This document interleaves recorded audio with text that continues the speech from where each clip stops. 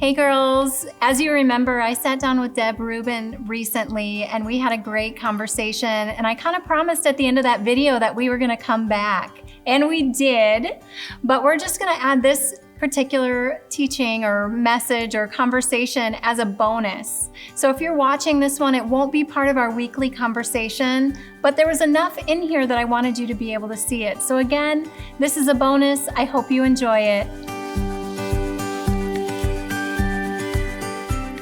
Hey ladies, welcome to Flourish. I'm back again with Reuben.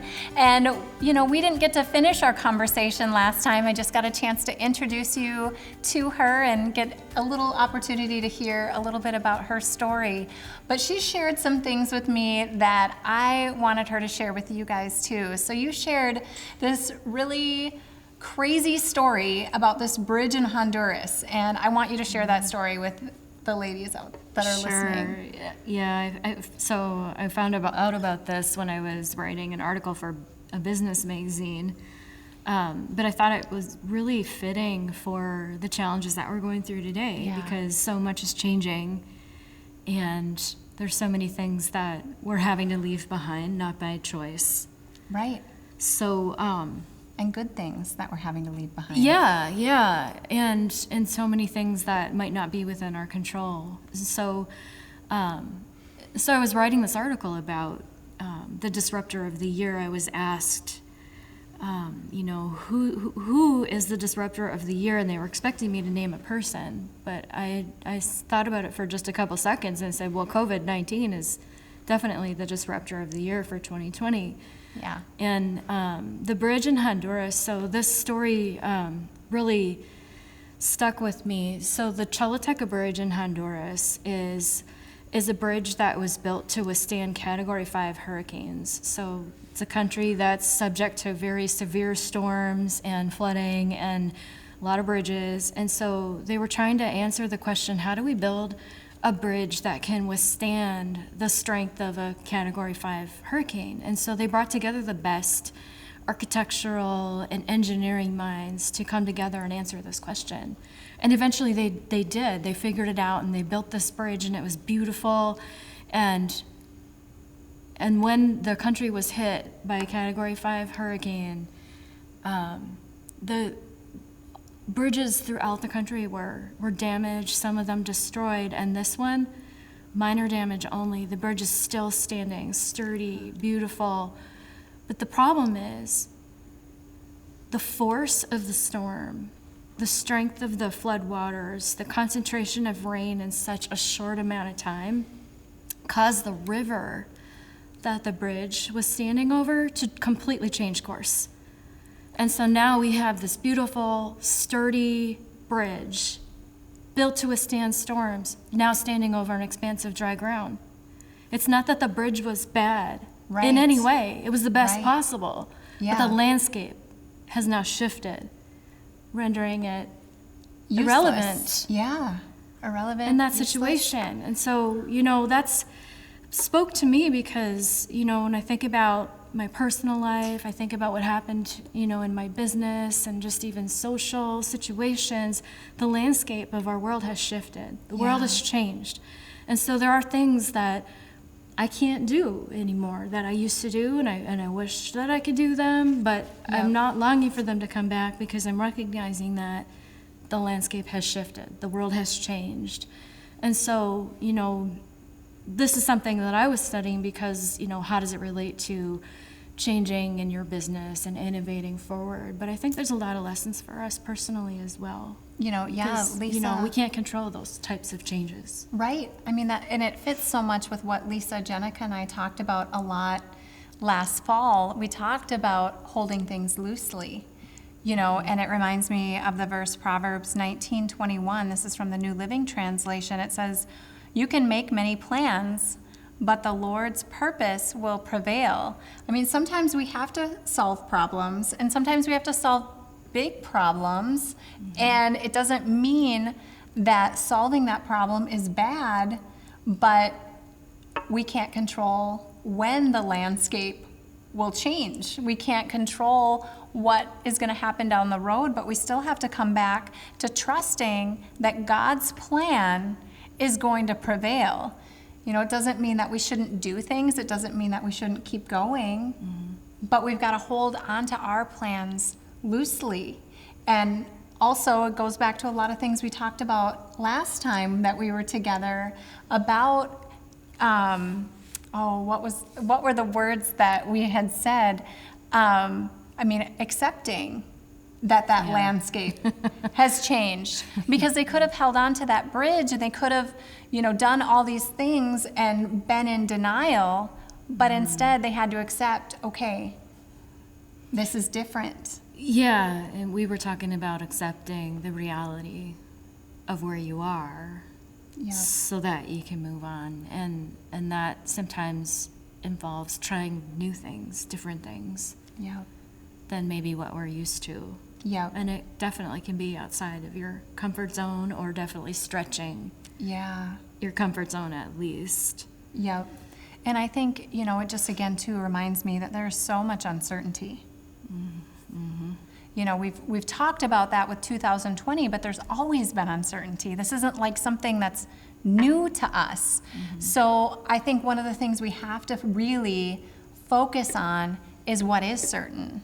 Because as much uncertainty as there is, there are so many things that we can be certain in and that we can put our hope in. And I think that's one of the things that I think was a disruptor. Yes, COVID was a disruptor, but I think COVID just exposed a lot of things.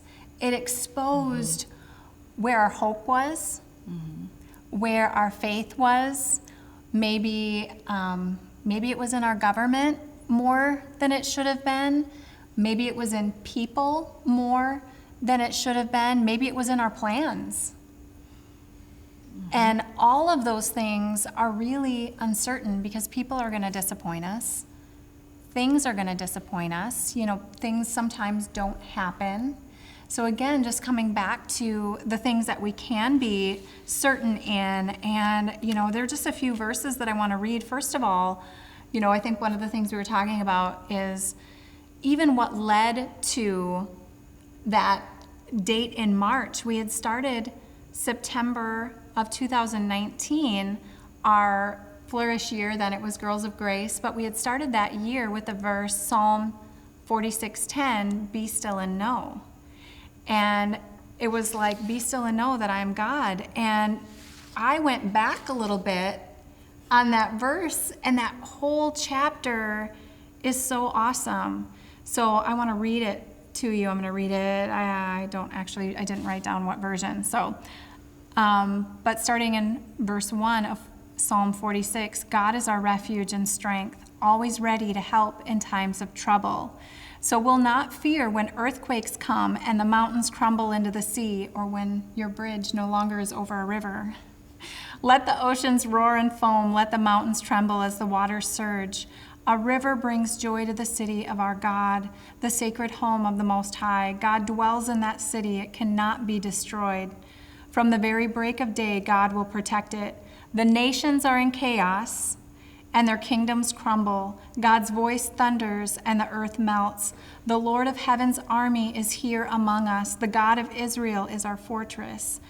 Come, see the glorious works of the Lord. See how he brings destruction upon the world. He causes wars to end through the earth. He breaks the bow and snaps the spear. He burns the shields with fire.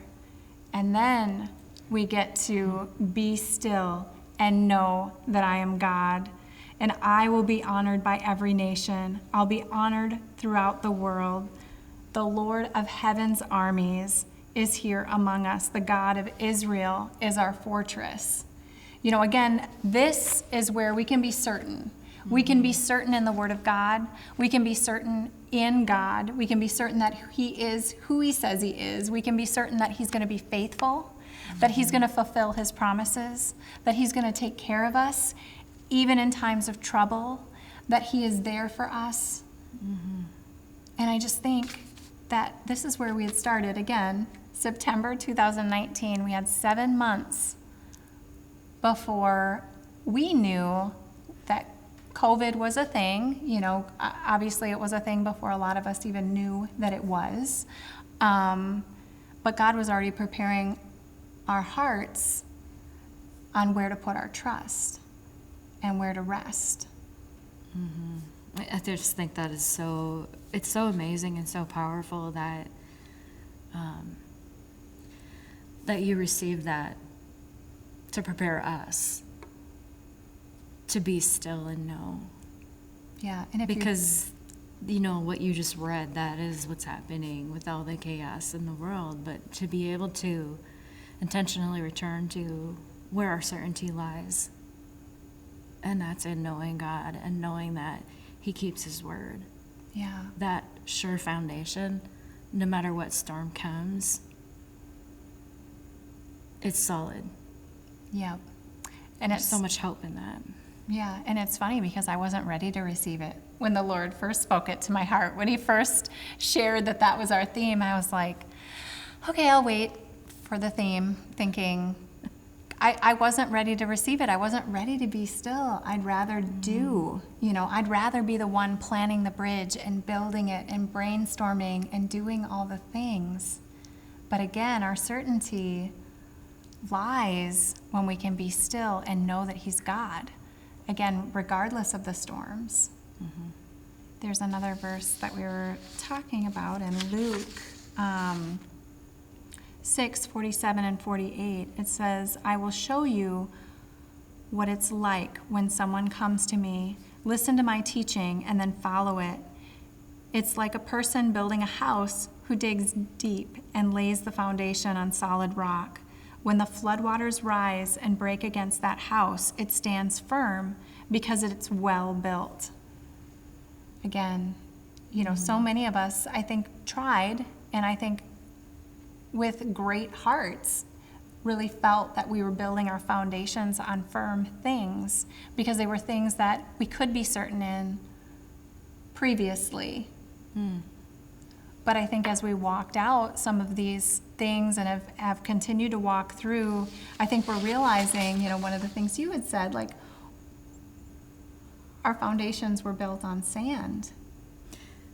Yeah, this is something I think about a lot because, there are a lot of assumptions we make about how the world is or how the world should be, but going through what we did in 2020, I think revealed that we have to test our assumptions from time to time and be open to, the change. Like even, something as simple as when this was first starting, something as simple as, can I go to the store and get groceries?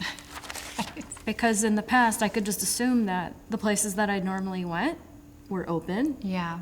And I could get what I wanted and walk around freely. And, all of that changed so fast. And I found that even in the simplest things in life, I had to get really intentional, plan ahead, and double check my assumptions about how things are because I'd just gotten used to that way.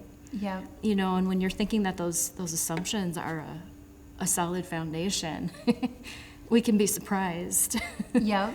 Yeah, that's true. One of the things that, again, just kind of connecting back to the last time we talked, I loved something that we had talked about prior to that, but didn't actually come up in the conversation. Your business is called Tomorrow Zone. Your job is to prepare for the future. You're looking ahead, but I love one of the things that you said, your job is to prepare, but not predict. Yeah. And I think a lot of times in even faith circles, or maybe even especially in faith circles, I think we like to predict the future and we almost put our hope in those predictions. But I love that you were like, nope, my job isn't to try and figure it out. My job is to prepare. And I think that's a paradigm shift that I think is really helpful, and I think that would help us also in faith circles. Because again, it's important to look ahead, and we do need to recognize the times and the seasons that we live in so that we can be prepared, so that our foundation isn't shaken. We do need to know that there's going to be chaos, that there's going to be things going on around us, but again, we have to know where to put our faith. So tell me a little bit about that process for you and how you could use that to encourage other women maybe in their lives. So I can share with you what I did and how it helped me. So, I remember distinctly doing this. It was in April, and I was sitting in my office just thinking this through, and part of it was the decision that I'm going to double down on digital and 100% virtual, and I'm not going to try and figure out when the world's going to go back to the normal that we knew. Yeah. And so I'm not going to try to predict that. And I think that for me was a really important decision, because now I can move so fast because I'm never having to waste time trying to make a decision. Can I do this in person, or do I have to do it virtual? I'm skipping that question. And so that's freeing me up quite a bit to think things through. And so when I'm thinking about the future, I really want to encourage people, that you can shape the future. You don't have to just let the future happen to you. I think when we understand where things are going, we understand, and we're watching the trends. It's not about being afraid of what's happening. My goal is to help make the future less scary. Yeah. And when we can imagine multiple possible futures, we start to see new possibilities for what we can do right now. And so, I talked about that exercise that I did in writing the press release of the future. The other thing that I did was I imagined, I looked at some of the different trends that were happening and just imagined 6 different scenarios for how things might play out. And in April, we didn't know that much. We still thought we were going to get back to normal in like 30 days or something. I was going to have our end of the year party in May. Still waiting on that. Yeah. So, but I just kind of projected out, and just brainstorm. And this isn't about being right. Right. This is a thought experiment. Yeah. So, I just thought through the different ways that things could play out, and then I looked at the patterns across all of them, and that's where I saw, okay, the best thing that I can do where I can have some certainty is if I build everything as if I need to be virtual for the next 2 years, then if hopefully I'm pleasantly surprised in less than 2 years, but if I'm not, then I'm prepared. Yeah, right. And if things go back to the normal that we knew, well, I already know how to do business in person. Yeah. And I'll just rejoice with everyone else. Yeah. And so that was my process of thinking through it. But, it doesn't have to take a lot of time either, but it's about making the time. You're never going to have time to do this. You just have to make time to do it and just get alone and think through, where do I think things are going and what are the possibilities? And I like to focus on the positive possibilities myself because, I believe God has, my future full of hope. That's his plan for me. Yeah. It's not robot armies taking over the world. It's, You don't have to white knuckle it till the end. Right, yeah. It's like, okay, where, again, like you said, where's my opportunity in this? Yeah. How do I make awesome happen even in this? Yeah, and I'm not talking about being blindly optimistic, because I am embracing the reality of where we are, but instead of getting stuck wishing that things would go back to the way they were, instead I'm getting really curious about what's possible now. Yeah. If this is the constraint we're in right now, what's possible now?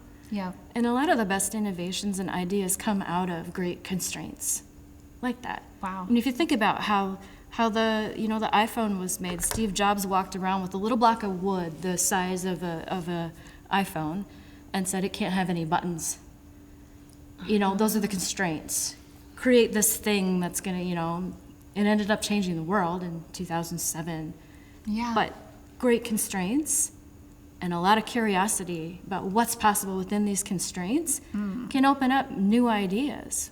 Yeah. And so when you apply that to your own life, Yep. what is possible? Yep. It's just asking new questions, I guess. Yeah, no, I love that. I'm also thinking, okay, I want to take this, and I hope you're catching all of this. Like I don't want to move away too quickly because that was really good. but I also want to get to, like, again, you had mentioned that you're always looking at the positive. So I do want to hear, like, some of the positives that came out of, you know, the changes that you've experienced personally, because I think that we can all, now that we've had some time to look back, we can see some positives. Yeah. And I know that you've had some. Yeah. Well, I have a whole new business model. Yeah. I launched an entirely new business this year that I wasn't planning on. And it's only possible because Yeah. of what happened with COVID. Because the business world adoption of digital meeting technology has advanced probably 3 to 5 years into the future. If I would have tried to do what I'm doing last year or in 2019, it would have went nowhere. You would have been by yourself. So the landscape shifted in such a way that this thing I'm doing now is possible. So that was actually a good thing. Yeah. I have not had to buy pantyhose in over a year. And all the ladies said, amen. Amen. Yeah. I Hallelujah. realized that I actually don't like being on the road every week. Yeah. It was such a normal. And now I'm like, oh, this is what it's like to be home. This is pretty awesome. I went on more walks with my husband in a 3-week period than I had in 3 years. Yeah. You know, just like there are some really good things that came out of it. And I'm not trying to diminish the tough aspects of all of this, but when I would look for those good things, I could find them. And some days it was, I'm not drinking bad hotel coffee today. You know, just simple, but, you know, trying to intentionally turn my focus to where is the good? Where can I find it? It's like, so I got really interested in the Tesla. Okay. And then I started seeing them everywhere. Oh, yeah. When you set your intention, Yes. your brain will start to see those things. And so I started to try to find, oh, where is the good in this? Yeah. And I started to see it Yeah. everywhere. It wasn't that, you know, unicorns were flying around and all the magic was happening Right. everywhere, but it was just, you know, the little things I started to notice Yeah. more often than not when I started to look for it. Yeah. Again, back to what you shared last time about having, you know, writing intentionally, being thankful for Yeah. different things, and how, yes, that does get us focused on what we're thankful for. You know, I know our time, we have teenagers, our time with our teenagers, it's short. And up until, you know, March of 2020, like, life was full. And I just think about how much time we gained back with them, how many more games we were able to play, you know, how much simpler our holidays were. You know, it was kind of hard in some ways with that, but at the same time, we just chose to be more into the moment and focused on the things that are right in front of us instead of all the things that are out there that maybe don't matter as much as, like you said, walks with your husband, or just enjoying and appreciating the things and the people. You know, I know we've said this before, enjoying the people that are at your table, but I do think there's so much beauty in simplifying, and again, taking the things that we've loved and the things that we've learned and embracing them and applying them forward as we're preparing for a different landscape, but just hanging on to the things that we've enjoyed in the season, that we've learned through this process. And I love that. Well, thank you so much. Yes, I've just thanks for having appreciated me. your time and your story. And I hope, again, that, ladies, that you'll continue this conversation. We've got some questions for you so that you can continue the conversation and get more into the Word. And I just hope you'll spend some time in Psalm 46, just kind of reading through that and helping you even to just refocus your heart, knowing that the landscape has changed. That's okay. We can still be certain in who God is and what He's doing in our lives. We love you so much. Thank you so much for just spending this time with us. God bless.